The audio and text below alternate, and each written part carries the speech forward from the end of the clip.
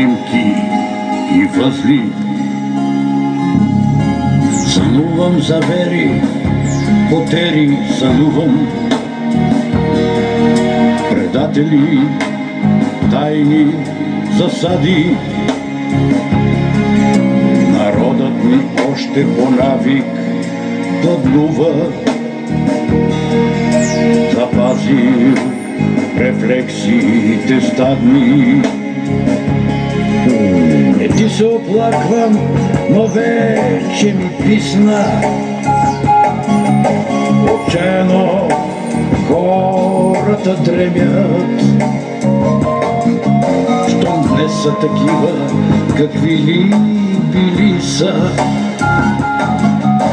тогава по твоето време. Се яви в съдбата българска и до днес отговор, като за пред хората и като за пред историята, не съм получил. Паметната плоча на апостола на българската свобода е дело на община Брегово и е дарение за жителите на село Куделин. На церемонията днес с нас присъстват председателят на Общински съвет Брегово, господин Иван Вълчов,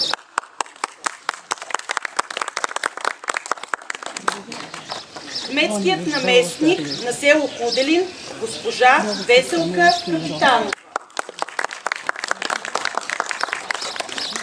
Инициатори на идеята за изработване и монтиране на паметни плочи на Васил Левски са местни граждански организации.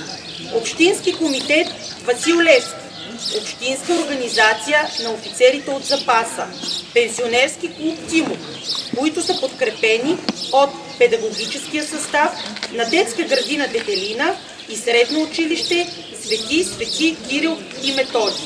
Особено важно е да подчертаем заслугата на местната власт за реализацията на проекта и изразяваме благодарност към всички общински съветници, които с пълно съгласие подкрепиха нашето предложение за поставяне на паметни плочи на апостола във всички населени места в община Брегово.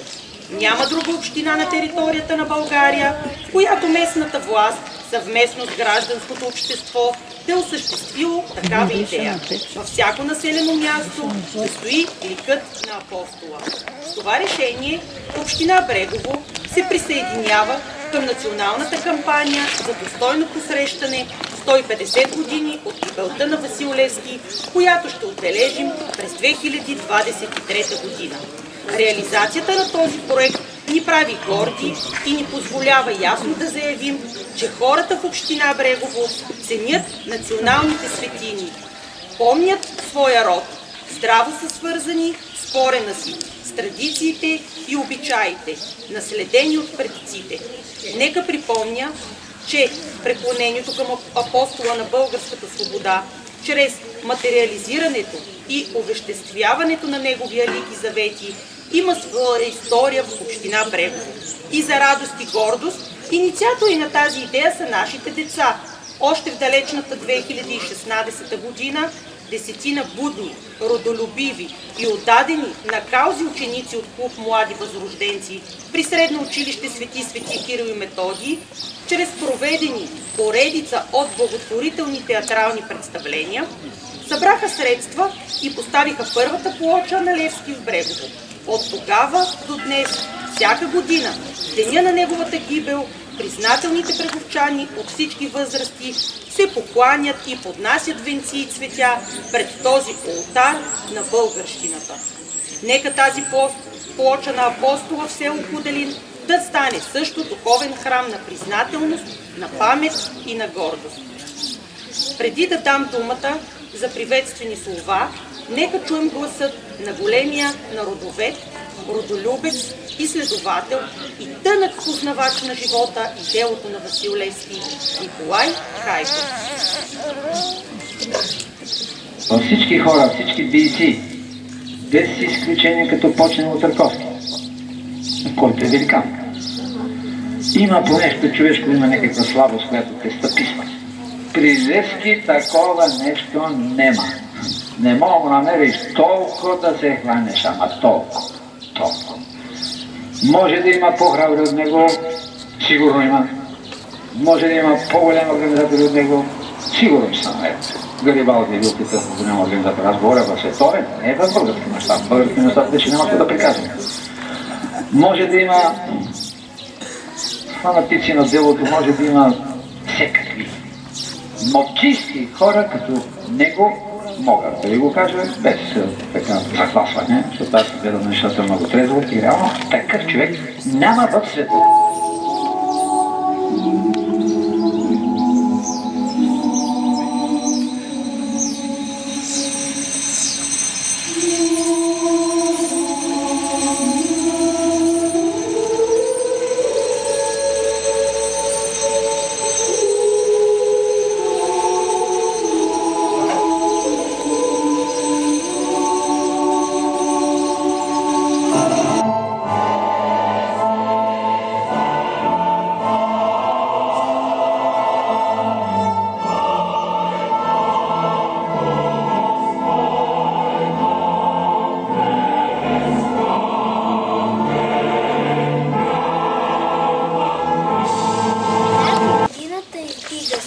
Хайдушкия Балкан, неговия ръст достига Левски дивен великан, Левски верен вожд, народен смел апостол и храбрец, предан чист и благороден, за правдив живот борец. Той изпитаник от комитети, вред родината покрил, тези комитети, свети лъча, паслади им бил, а османските потери, като кучета дъжди, дошли да го намерят в тъмни помисли стрели. Със около поглед виждал, крача със сърце на лъв, свободата ни съзиждал, сред опасностите пръв. Бате горе, този си ноги лъж, Левски ми плачеше на чича дойче. Браво! Апостоле, плача за тебе, за твоите сини очи, кажите, с които ми гледаш, безмълвни пред теб как стоя. Апостоле, плача за теб, за твоите руси коси, от вятъра силно раздени, от родските нощи и дни. Апостоле, плача за теб, за твоето смело сърце, чието тук те не послуша, погледна смъртта в лице. Там,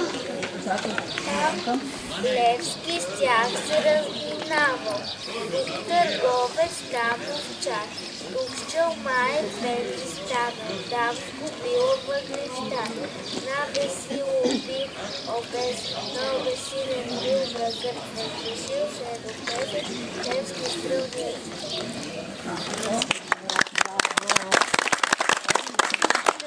Майко моя, сино мила, защото и жалота и милно плачеш. Гарване и ти птицо конкретна, чи гроб там те грозно град. Ох, зная, ти плачеш, майко, за той, че си черна рубиня, за той, че твоя свещен глас, майко, е глас безпомощ, глас в истина. Там близо е град София, тъмчи аз видях черните сили, твоя единство. България си на него за страшна сила.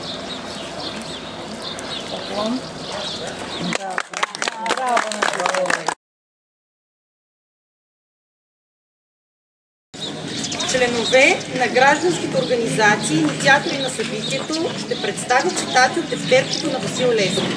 Последните думи на апостола при изповядването на Господа. Заклевам се пред нашето отечество България, че ще изпълнявам точно длъжността си. Аз съм посветил себе си на отечеството си, да му служа до смърт и да работя по народната воля. Трябва да се жертва всичко, па и себе си. Народната работа стои над всичко. Чисто народният човек се бори, докато може. Ако не сполучи, трябва да умре за народната работа. За отечеството работя, Байо. Кажи ми моите и аз твоите кривици, па да се поправим и всички да вървим на едно. И не забравяйте, времето е в нас и ние сме във времето. То нас обръща и ние него обръщаме.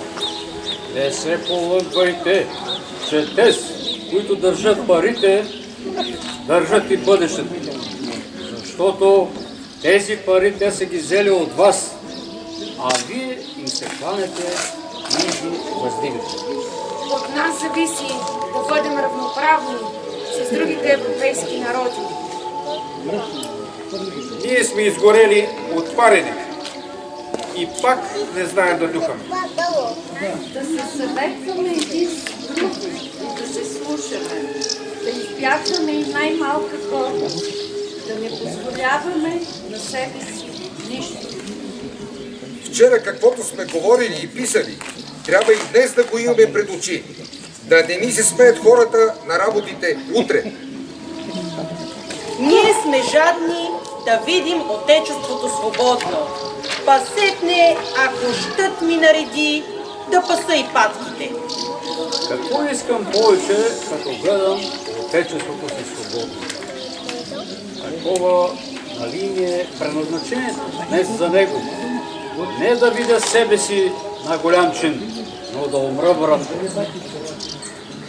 Това трябва на всеки работник български да даваме такво предначертание и такава работа, да свети българското, да гърми най-бляскаво, нито етническа държава в цяла Европа. На такива хора дай работата, които са разсъдителни, постоянни, изстражни, великодушни. Никоя страна нищо не се надява, никому за нищо не се моли.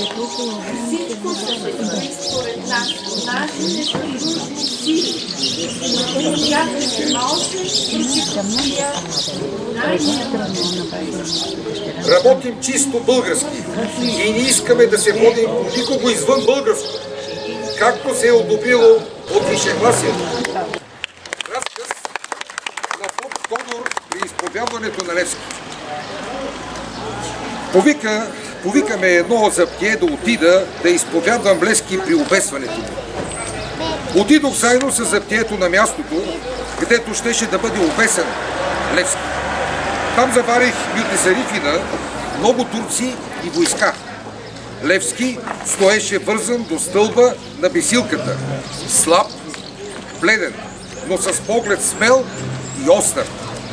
Като ме загледа, че ида, аз хвърлих един поглед към него и в това време стори ми се, че ми направи знак с очите.